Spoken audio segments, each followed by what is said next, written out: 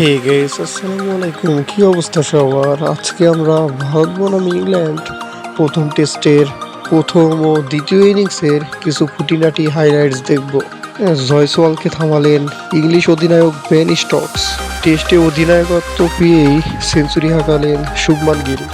এবার ঋষভ পান্থের সেঞ্চুরি, 147 রানে ফিরে গেলেন ক্যাপ্টেন গিল। হতাশাজনক আইপিএল সিজনের পর 134 রানের দারুণ ইনিংস ঋষভ পান্থের। ভারতের বিপক্ষে 66 রান খরচ করে 4 উইকেট তুলে নিলেন স্টোকস। স্টোকসের সঙ্গে তাল মিলিয়ে জস টং শিকার করলেন 4 উইকেট।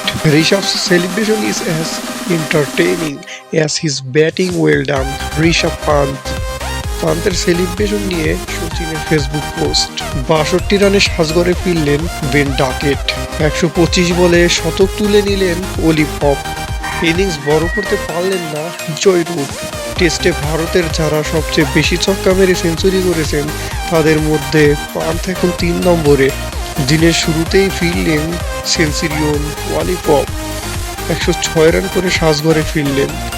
সো এখানেই বিদায় নিচ্ছি আজ আমি উমর ফারুক।